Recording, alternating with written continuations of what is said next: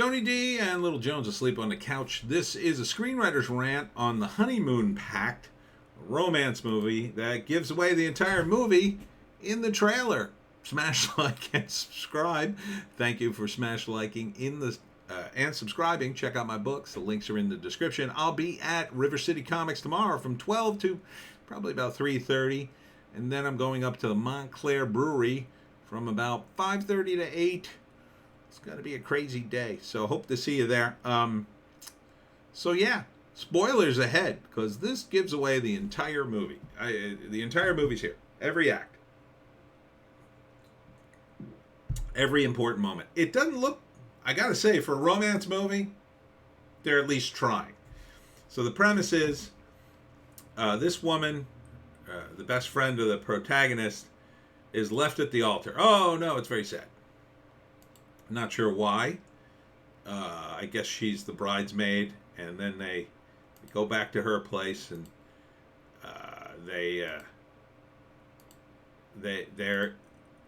at first. I don't know what happens exactly, but she goes back to her place with her boyfriend, and her boyfriend proposes, and she turns him down and goes on a trip with her best friend to cure her of her post-honeymoon blues. And apparently she goes on her honeymoon and spends the whole movie saying, no, don't give her anything romantic that reminds her of the honeymoon. Like, why wouldn't you call up the hotel and say, yeah, we're the honeymoon's dead. Don't give us champagne or roses or anything like that. Or, I don't know. And then this guy works at the hotel with his friend, and he's just some random dude. Here she is opening the ring and then turning down her boyfriend because of her best friend. She's got good energy, I'll say, which carries a lot of this movie. She's very frantic. I'm not sure. The setup scene's odd, though, because it feels like she went to the wedding and then came back, and then the boyfriend proposed, I guess. So then she breaks up with him, I guess. It feels like she totally breaks up with him, and then she goes on the honeymoon with her best friend, and then it's like, oh, no men. And then she gets there, and then it's like, whoa, get rid of all this hot romantic stuff. I'm here with my best friend. I'm trying to make her forget. And then he's the guy who has to help her. And then so he rushes out with the stuff, and it's mildly amusing. Here he is intercepting flowers to make sure they don't get to the table. And then they go on a hike, and she's a city girl and she's not into hiking.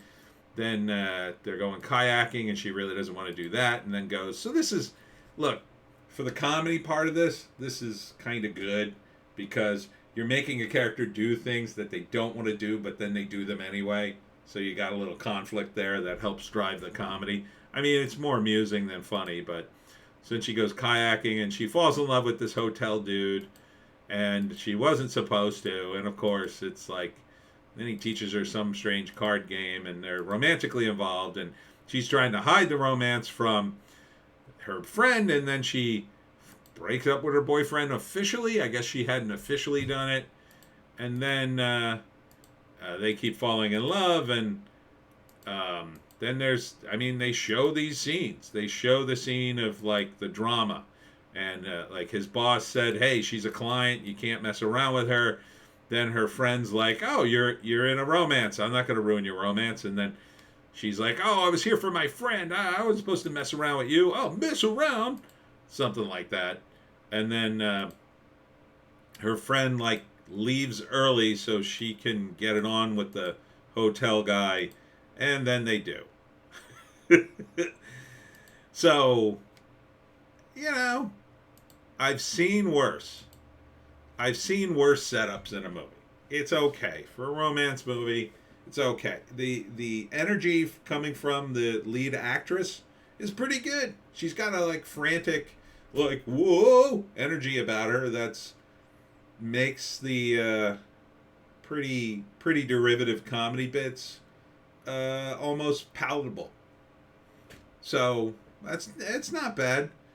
Her best friend's kind of a non-entity in this. She didn't really get any lines in the trailer. The hotel guy is okay, I guess. Um, not. I mean, lead guys in these kinds of movies are kind of just meant. They're just meant to be handsome and accommodating to the female protagonist. Oh, it's so nice. And then there's going to be one scene where they get frustrated and come back together. So the first act, obviously, the wedding goes south. Her friend's trying to help her, and then she gets her boyfriend suddenly proposes. She turns him down and takes the wedding pact or the honeymoon pact. She goes on the honeymoon. There's not going to be any romance. Ha ha ha. Second act, she meets a hotel boy and falls in love with him. And hotel boy is helping her make her friend forget, but she's also falling in love with him. So that's mostly the second act.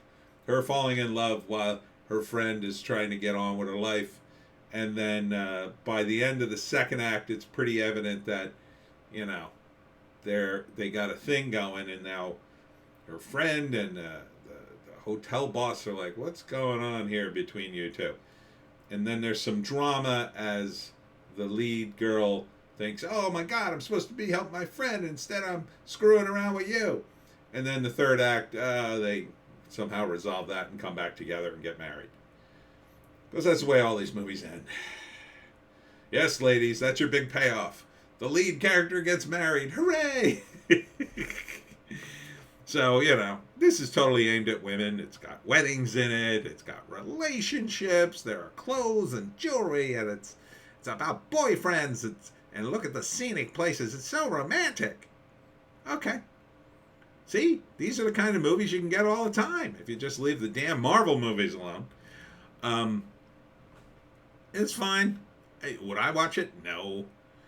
If I had to watch it, if, you know, I was dating someone, they said, oh, I love this movie, let's watch it. It would probably be tolerable the first time through. I wouldn't watch it more than that. Second time, I might take a drill to my head. But it looks okay, mainly because the lead actress is she's really trying. She's really carrying a lot of this movie on her own. And it's impressive, really. She should probably get a better comedy. You know, she's good. She's good. I like her. I like that energy. I like good energy in a performance, and she seems to have it. The rest of the cast is fine, you know, but she's selling me on it. I can see why they cast her as the lead. Yeah, she's pretty, but not too pretty. You don't want too pretty in a female lead. You want just pretty enough. So women, if she's too pretty, then women kind of can't relate. Like Megan Fox is too pretty for these roles. Way too hot. She's like sultry and just burning up the screen. Whereas she's pretty, but she's not like overly pretty. She's just the right amount of pretty. You know, and they're not. I'm sure if they gave her more Megan Fox type clothes, you would see a different angle on her, because she is very attractive. But you know, for this movie, she's just the right amount. And again, you know, the energy really carries it through. So it's not a bad one. You know, it's a, you know, kind of all the same to me, ladies. It's all about relationships. But that's okay. That's what you guys like.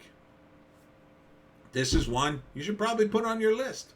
It's probably going VOD, or it'll be in a hotel near you somewhere. So that's it for me, Tony D, and Little Joan, asleep on the couch, too much turkey. Hope to see you at River City Comics tomorrow from 12 to 3:30ish, and then at Montclair Brewing from 5:30 to 8, and then on Monday at the Cherry Hill Brewery. I'll be doing the live stream on Sunday as well as planned. Hope to see you at something, and we'll see you